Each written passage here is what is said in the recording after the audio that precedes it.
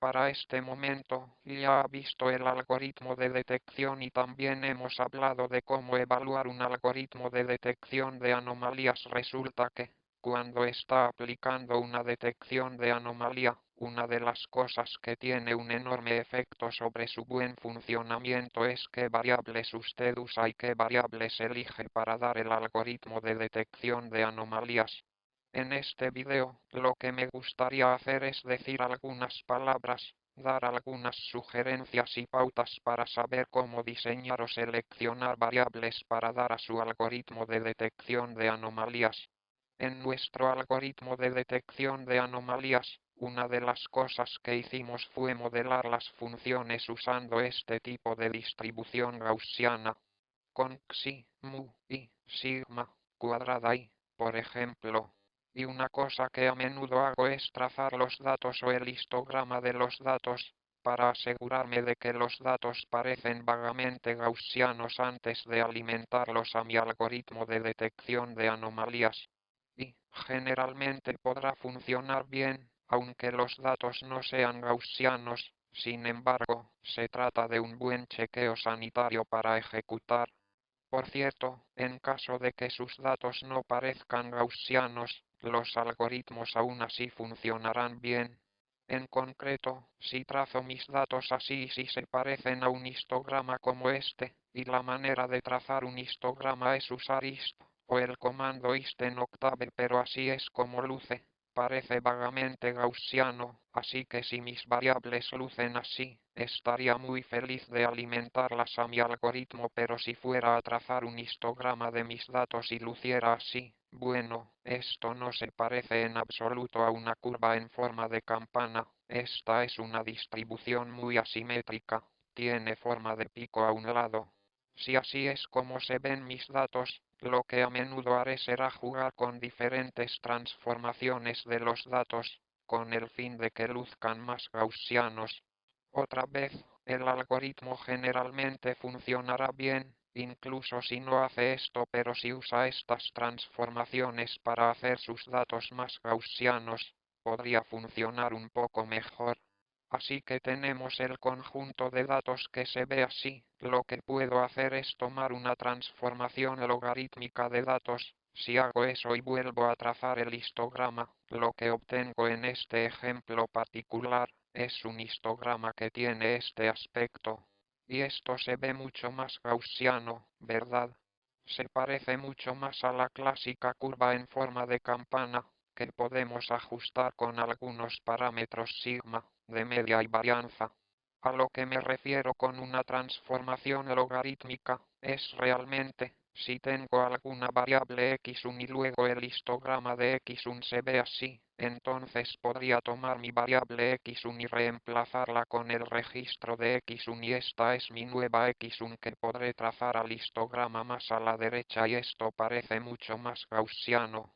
En lugar de solo hacer una transformación logarítmica, otras cosas que puede hacer, podría ser, vamos a decir que tengo una variable diferente, x2, tal vez voy a reemplazar ese log(x) más 1 o más generalmente con log(x)2 más c y algunas constante c y esta constante puede ser algo con que jugar, para tratar de hacer que parezca lo más gaussiano posible.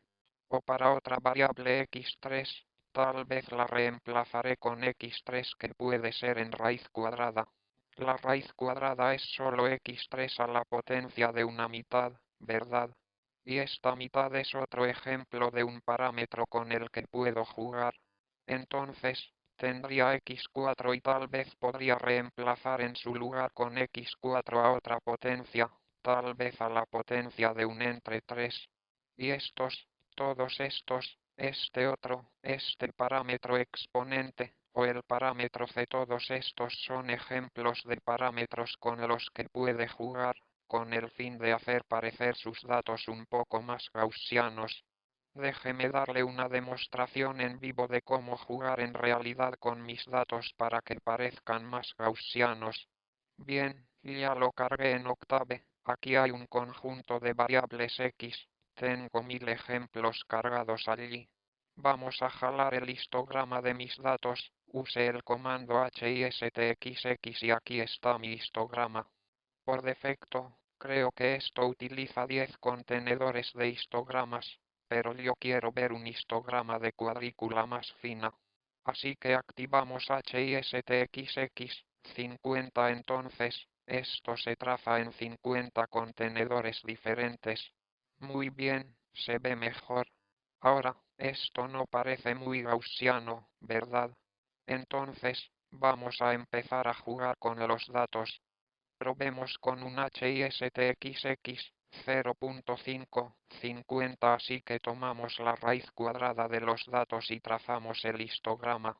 Y, bueno, parece un poco más de gaussiano, pero no bastante allí, así que vamos a jugar en el parámetro 0.5, veamos, si coloco esto a 0.2, se ve un poco más gaussiano, vamos a reducir un poco más a 0.1. Sí, se ve muy bien. En realidad podría usar 0.1. Bueno, vamos a reducirla a 0.05 y como puede ver esto parece bastante gaussiano, entonces puedo definir una nueva variable que es xnvva igual x.0.05 y ahora mi nueva función x nueva se ve más gaussiana que la anterior y ahora podría usar en su lugar esta nueva variable para alimentar a mi algoritmo de detección de anomalías.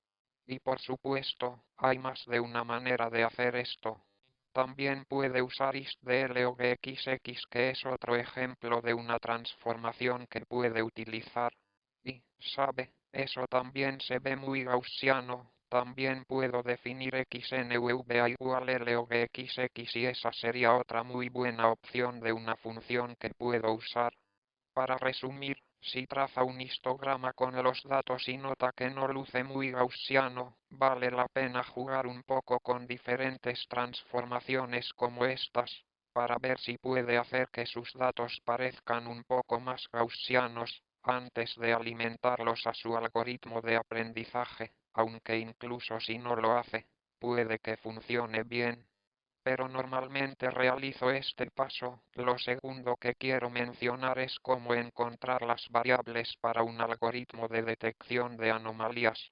La forma en que lo hago a menudo es a través de un procedimiento de análisis de error. A lo que me refiero con eso es que es muy similar al procedimiento de análisis de error que tenemos para aprendizaje supervisado, donde entrenaría un algoritmo completo y le ejecutaría en un conjunto de validación cruzada. Mire los ejemplos que fallaron y vea si se nos ocurren variables adicionales para ayudar al algoritmo a funcionar mejor en los ejemplos que fallaron en el conjunto de validación cruzada. Así que vamos a intentar razonar a través de un ejemplo de este proceso. En la detección de anomalías, esperamos que Pxx sea grande para los ejemplos normales y que sea pequeña para los ejemplos anómalos. Un problema bastante común sería si Pxx es comparable. Tal vez ambas son grandes para los ejemplos normales y los anómalos. Veamos un ejemplo concreto de ello. Digamos que estos son mis datos sin valores asignados, entonces aquí solo tengo una variable, x1 y voy a aplicar una gaussiana a esto. Puede ser que la gaussiana que apliqué a mis datos se vea así y ahora digamos que tengo un ejemplo anómalo, por decir, tengo un ejemplo anómalo que adquiere un valor x de 2.5, entonces, trazo mi ejemplo anómalo allí y ya sabe, de cierta manera se entierra en medio de un grupo de ejemplos normales y este simple ejemplo anómalo que he dibujado en verde, adquiere una probabilidad bastante alta, a la altura de la curva azul, y el algoritmo falla al marcar esto como un ejemplo anómalo. Ahora, si esto se tratara tal vez de la fabricación de motores de avión u otra cosa, lo que haría sería revisar mis ejemplos de entrenamiento y estudiar lo que salió mal con ese motor de avión particular, y a ver si analizando ese ejemplo puedo inspirarme a encontrar una nueva variable, x2, que ayude a distinguir entre este mal ejemplo, en comparación con el resto de mis ejemplos en rojo, en comparación con todos mis motores de avión normales. Si puedo hacer esto, la esperanza entonces sería que, si puedo crear una nueva variable, x2, cuando vuelva a trazar mis datos, si tomo todos mis ejemplos normales de mi conjunto de entrenamiento, quizá encuentre que todos mis ejemplos de entrenamiento son estas cruces rojas aquí. Y con suerte, si encuentro eso para mi ejemplo anómalo, la función x2 toma el valor inusual.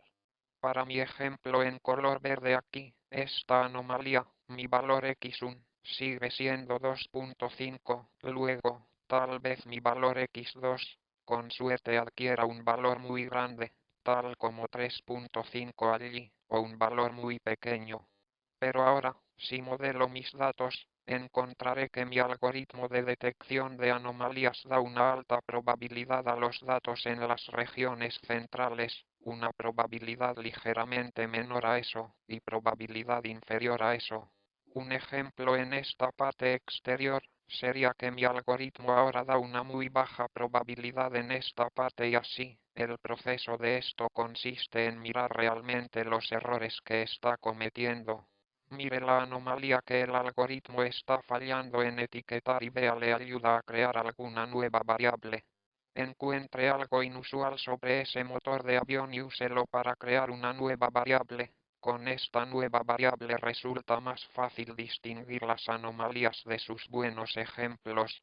Ese es el proceso de análisis de errores y su uso para crear nuevas variables para la detección de anomalías. Por último, permítame compartirle mi forma de pensar sobre cómo suelo elegir las variables para detección de anomalías. Con frecuencia, la forma en que concibo la elección de variables es que quiero elegir las variables que tomarán, ya sean valores muy grandes o muy pequeños, para ejemplos que creo que pueden resultar ser anomalías. Así que nuevamente vamos a usar nuestro ejemplo de la supervisión de equipos en un centro de datos. De modo que tiene varias máquinas, tal vez miles o decenas de miles de máquinas en un centro de datos y queremos saber si una de las máquinas, una de nuestras computadoras está fallando, haciendo algo extraño. Aquí están los ejemplos de las variables que usted puede elegir, quizá la memoria usada, el número de accesos de disco, la carga de CPU, el tráfico de red. Ahora, digamos que sospecho que uno de los casos de falla, digamos que en mi grupo de datos creo que la carga de CPU y el tráfico de red tienden a crecer linealmente uno con el otro. Tal vez estoy corriendo muchos servidores web y de ser así, si uno de mis servidores es usado por muchos usuarios, tengo una carga de CPU muy alta y un tráfico de red muy alto, digamos que creo, por ejemplo, que tengo la sospecha de que uno de los casos de falla es si uno de mis equipos tiene un trabajo que se atora en un bucle infinito. Entonces, si pienso que uno de los casos de falla es que una de mis máquinas, uno de mis servidores web código de servidor se atoró en un bucle infinito, por lo que aumenta la carga de CPU pero el tráfico de red no porque solo lo está girando sus ruedas y haciendo mucho del trabajo del CPU, y ya sabe, está atorado en un bucle infinito. En este caso, para detectar ese tipo de anomalía, puedo crear una nueva variable, x5 que puede ser más grande que la carga de CPU dividida entre el tráfico de red.